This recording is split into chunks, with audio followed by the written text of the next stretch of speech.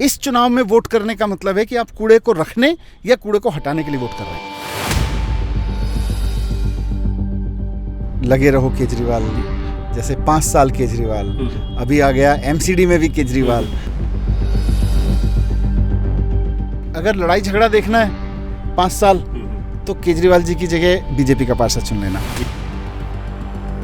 मेरी अपील यही है कि एमसीडी में सरकार तो केजरीवाल जी की बन रही है, गलती से पार्षद बीजेपी का मत चुन लेना।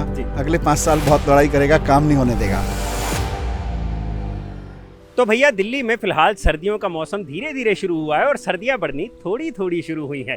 लेकिन दूसरी तरफ दिल्ली में फिलहाल चुनावी गर्मी ज्यादा है क्योंकि दिल्ली में चल रहे हैं एमसीडी इलेक्शन। हमने लोगों से पूछा चुनाव में इस बार उनके मुद्दे क्या रहने वाले हैं, तो सोचा थोड़ी बहुत नेताओं से भी बात हो जाए। तो अब हम मिलने आए हैं दिल्ली के उप मुख्यमंत्री मनीष सिसोदिया जी से, जिनसे पूछेंगे हम आपके हिस्से के सवाल। आपके मतलब आपके नहीं।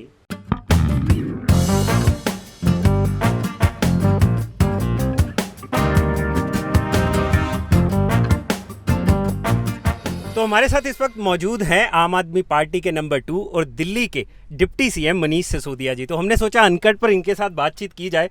तो सिसोदिया जी, हमें अपनी गाड़ी में बिठाने के लिए सबसे पहले बहुत शुक्रिया। थैंक यू वेरी मच, आपका स्वागत है। Sir thank you so much. Sir एक सवाल जो सबसे पहला आपसे पूछना बनता है वो ये है कि एमसीडी इलेक्शन इतने इम्पोर्टेंट क्यों है? क्योंकि दिल्ली में एमसीडी की प्राइम जिम्मेदारी, सबसे जो अहम जिम्मेदारी एमसीडी के हिस्से में है वो है दिल्ली को साफ सुथरा रखना। जी। कूड़ा गलियों से उठाना, उसको मैनेज करना, उसको रिसाइकिल करना।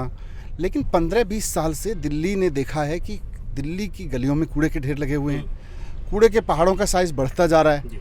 तो आज एक शहर का नागरिक होने के नाते, दिल्ली वासी होने के नाते मेरे को दुख होता है। मेरे को लगता है यार ये कब साफ होंगे, और ये साफ करने की जिम्मेदारी एमसीडी की है। दिल्ली सरकार के हिस्से में जो काम थे, जैसे स्कूल ठीक करना, अस्पताल ठीक करना, बिजली ठीक करना, ये सब तो हमने किए और बहुत सारी चीज़ें की, बसों का, सबका।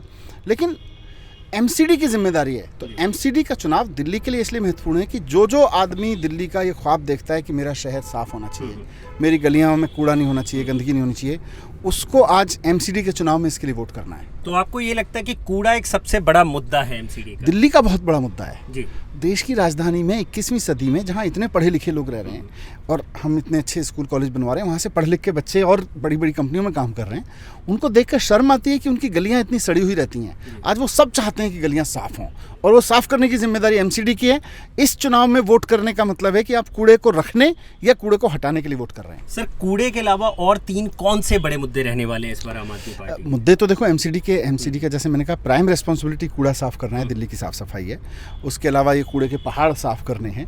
एक और महत्वपूर्ण मुद्दा है, दिल्ली के एमसीडी के स्कूल हैं, 7 लाख बच्चे पढ़ते हैं वहाँ पे भी पढ़ाई नहीं होती। एक ये मुद्दा है। एक ये मुद्दा है कि दिल्ली के जो व्यापारी हैं, दुकान खोलिए और एमसीडी की रिश्वत का मीटर शुरू हो जाता है। तो कोई भी दुकान खोलो, आप रेस्टोरेंट खोलो, आप चाय की दुकान खोलो, आप शोरूम खोलो, एमसीडी आपको दुखी करने लगता है। तो एक आदमी यार नौकरी दे रहा है, देश की इकोनॉमी में योगदान दे रहा है, उसको सहयोग करो। तो एमसीडी में ईमानदार सरकार आएगी तो ये अच्छे से काम होगा। जैसा मैंने कहा, कूड़ा है, कूड़े के पहाड़ हैं। इसके अलावा जो अंदर की सड़कें हैं वो बहुत बड़ा इशू है। सड़कें टूटी पड़ी हैं अंदर की सड़कें एमसीडी की जिम्मेदारी है। तो ये 4-5 बड़े इश्यूज़ हैं जिनको मैं कह सकता हूँ। सर केजरीवाल जी ने कहा कि इस बार दिल्ली में एमसीडी में बीजेपी की 20 सीटें भी नहीं आएंगी, जबकि पिछली बार काफ़ी बड़ा नंबर था। लेकिन उन्होंने ये नहीं बताया कि आम आदमी पार्टी की इस बार कितनी सीटें आने की उम्मीद है। बाकी तो आम आदमी पार्टी की है, कांग्रेस तो कहीं है नहीं। अच्छा, कांग्रेस कहाँ गायब है? कांग्रेस कहीं पता नहीं अपनी गायब है। जहाँ भी गायब है वो उसको मुबारक हो। जी। लेकिन दिल्ली की जनता ये देख रही है कि 15 साल से भारतीय जनता पार्टी ने कुछ किया नहीं। अब बस दिल्ली में काम जिस तरह से किया दिल्ली सरकार ने, वैसे ही एमसीडी में भी केजरीवाल जी की सरकार उसी तरह का काम करेगी और दिल जीत के लोगों का। अच्छा, दिल्ली में दिल जीत लेंगे आप? दिल्ली में एमसीडी में भी दिल जीतेंगे। अच्छा चलिए, एक चीज़ जो आपकी कैंपेन अभी नज़र आती है, बोर्ड लगे हुए हैं हर तरफ, केजरीवाल का पार्षद। तो आपको लगता है कि इस बार लोगों पे वो वाला जादू चल जाएगा?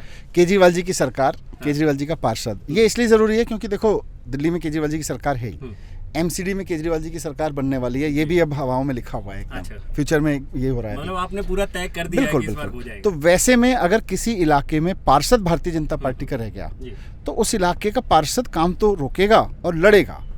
अब लोगों को लड़ाई झगड़ा नहीं चाहिए, पर फिर भी मैं कहना चाहता हूँ कि अगर लड़ाई झगड़ा देखना है 5 साल तो केजरीवाल जी की जगह बीजेपी का पार्षद चुन लेना जी। और अगर केजरीवाल जी के काम हों और उनको आगे बढ़ के काम करवाने वाला पार्षद चाहिए तो फिर केजरीवाल जी का पार्षद ही होना चाहिए। सर, लोगों का एक मुद्दा ये भी रहा है कि जैसे यहाँ पे सफाई कर्मचारी हैं एमसीडी में, और भी जो एमसीडी के अंदर काम करने वाले कर्मचारी हैं, उनकी तनख्वाहों का एक बड़ा मुद्दा रहा है। ये भी एक बहुत बड़ा मुद्दा है जी।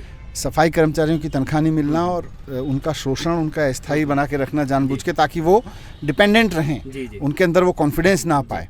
तो ये सब भी केजरीवाल जी ने कहा है कि केजरीवाल जी ने 10 गारंटी दी हैं। आपने 4-5 मुद्दे पूछे, केजरीवाल जी ने एमसीडी में 10 गारंटी दी हैं और वो 10 के 10 करके दिखाएंगे। उसमें यह है कि सभी कच्चे कर्मचारियों को पक्के करना और तनख्वाह सबकी समय पे मिलना, किसी भी कर्मचारी की तनख्वाह लेट नहीं होना, ये केजरीवाल जी की जिम्मेदारी होगी। तो ये तो आपकी बात सही है सर, लेकिन अब जैसे पिछली बार जब एमसीडी के चुनाव हुए थे 2017 में, तो आपके 49 पार्षद जीते थे अगर मैं करेक्ट हूँ, तो उनका रिपोर्ट कार्ड कैसा रहा है बाकियों के मुकाबले? देखिए, एमसीडी में मेन होती है सरकार। जी। पार्षद अपने इलाके में क्या करेगा? पार्षद अपने इलाके में बस ये कर सकता है कि वो साफ़ सफाई के लिए खड़ा हो जाए, जाके गली में कहीं पार्क साफ़ सफाई हो रहा है वहाँ खड़े हो जाए। तो पार्षदों ने इंडिविजुअली जो कर सकते थे वो किया, और इसके लिए मुझे खुद लोगों ने कई जगह कहा कि जहाँ आपका पार्षद था वहाँ से बेटर मिला सिचुएशन, साफ़ सफाई में, पार्क मेंटेनेंस में, वहाँ से कोई वसूली नहीं हुई। लेकिन मेन है कि एमसीडी में सरकार किसकी है। एमसीडी में परिवर्तन तब आएगा जब एमसीडी में सरकार बदलेगी। मतलब आप कह रहे हैं जब टोटल कंट्रोल आएगा तो लोगों को एक अलग तरह की पार्षद, देखिए हमारे देश में कोई पार्षद हो या विधायक हो, इंडिविजुअल लेवल पर उसके पास बहुत लिमिटेड अधिकार हैं, लेकिन अधिकार हैं काम करने के सरकार के पास। इसीलिए एमसीडी में केजरीवाल जी की सरकार बहुत ज़रूरी है और अब बनने जा रही है। सर, आप एजुकेशन मिनिस्टर भी हैं दिल्ली के। जो एमसीडी के अंदर स्कूल्स आते हैं और जो दिल्ली गवर्नमेंट के अंदर स्कूल्स आते हैं जो उनके अंडर, तो उसमें क्या फ़र्क आपको देखने को मिलता है और क्या चेंज आ सकता है? मैंने अभी आपको बताया कि 7 लाख बच्चे पढ़ते हैं एमसीडी के स्कूल्स में, और पढ़ाई ऐसी है कि वहाँ 5वीं क्लास का बच्चा दूसरी क्लास की टेक्स्ट बुक पढ़ना तो छोड़ो, उसके अक्षर भी पढ़ ले, उसके शब्द भी पढ़ ले तो बहुत बड़ी बात है। ये बच्चे नहीं हैं, ये देश का भविष्य है। अगर 5-7 साल देश के भविष्य के इस तरह से बर्बाद किए जा रहे हैं तो ये देश के साथ तो मजाक है, गद्दारी है। इसको भी ठीक करेंगे तो वो ठीक हो जाएगा आपको? बिल्कुल 4-5 साल के अंदर एमसीडी के स्कूल में आपको बहुत बदलाव दिखेगा। मोहल्ला क्लिनिक्स की बात हो और एमसीडी के अंदर आने वाले जो भी क्लिनिक्स आते हैं इनके अंडर, इन दोनों में काफ़ी फ़र्क देखने को मिलता है। तो आपको क्या लगता है कि ये अगर आप एमसीडी में आ जाते हैं तो क्या जो डिस्पेंसरीज इनके अंडर आती भी हैं एमसीडी के, क्या सब मोहल्ला क्लिनिक होने वाले? देखो, डिस्पेंसरी तो चलती नहीं है। डिस्पेंसरी में तो कोई आता है, बड़ा थक हार के दुखी होकर चला जाता है, उनमें सुधार की ज़रूरत है। तो मुझे लगता है अब 500 मोहल्ला क्लिनिक हो गए हैं दिल्ली में, 600 के करीब हो गए हैं और धीरे धीरे और बढ़ रहे हैं। तो पूरी दिल्ली में जब 1000 मोहल्ला क्लिनिक हो जाएंगे तो इनको भी बदल सकते हैं उसमें। तो फिर मुझे नहीं लगता कि ये इशू बचेगा कि डिस्पेंसरी चाहिए कि नहीं चाहिए। इतने मोहल्ला क्लिनिक हो जाएंगे, आदमी जहाँ भी खड़ा हो, आधा किलोमीटर इधर उधर उसको रिक्शे में बैठे पैदल जाए, एक मोहल्ला क्लिनिक मिल जाएगा। जी। आजकल हम ये देखते हैं गाने बहुत आ रहे हैं, एमसीडी में कोई भी इलेक्शन हो या दिल्ली में कोई इलेक्शन हो तो बीजेपी को देखते हैं वो भी अपने गाने बना रहे हैं आपको घेरने के लिए। आम आदमी पार्टी भी कहीं ना कहीं मुद्दों पे गाने बना रही है। तो आपको लगता है इन गानों का कोई फर्क पड़ता है क्या? गाने जनता के दिल में बैठते हैं जी। जैसे लगे रहो केजरीवाल, जैसे 5 साल केजरीवाल, अभी आ गया एमसीडी में भी केजरीवाल। तो गाने जनता की ज़बान पे चढ़ते हैं, जनता के दिल में बैठते हैं, जहन में बैठते हैं। तो गानों का अपना महत्व है। आर्ट एंड कल्चर का तो देखो बात चुनाव की नहीं है, आर्ट एंड कल्चर का 360 डिग्री लाइफ में महत्व है। आप बड़े से बड़ा मैसेज किसी गाने के माध्यम से, बड़े से बड़ा अपने मन की कोई ग्रंथि किसी म्यूजिक की बीट से खोल देते हैं। तो गाने बहुत बड़ी भूमिका लाइफ में निभाते हैं। तो गानों से एक फ़र्क तो आ जाता है वोट में? बिल्कुल, बहुत फ़र्क आता है, जुबान पे चढ़ जाता है। जुबान पे चढ़ जाता है। अच्छा, एमसीडी में ज़्यादा बड़ी चीज़ें मुद्दा रहने वाली हैं वोट में, या केजरीवाल जी एक बड़ा मुद्दा होंगे? केजरीवाल जी मुद्दा नहीं है, केजरीवाल जी उम्मीद है जी। लोगों की उम्मीद है कि यार इस आदमी को जो काम दो वो करके दिखाता है जी। इस नेता को जो काम दो सिर्फ कहता नहीं है कि मैं करूँगा, करके दिखा देता है। दिल्ली में करके दिखाया, पंजाब में करके दिखा दिया, अब एमसीडी में भी जो कह रहे हैं वो करके दिखाएंगे। मुद्दा तो जनता का कूड़ा है, मुद्दा तो जनता का नगर निगम के इश्यूज़ हैं, लेकिन भरोसा केजरीवाल जी पे है। दिल्ली में पोल्यूशन कोई मुद्दा है क्या सर? पोल्यूशन बहुत बड़ा मुद्दा है, लेकिन वो एमसीडी का नहीं है। एमसीडी का भी उसमें पार्ट है। एमसीडी में धूल जो है, क्योंकि दिल्ली की साफ सफाई होगी तो धूल भी नीचे आएगी, ये भी है। तो केजरीवाल जी ने जब कहा कि सफाई रहेगी तो बाकायदा धूल नीचे अपने आप आ रही है।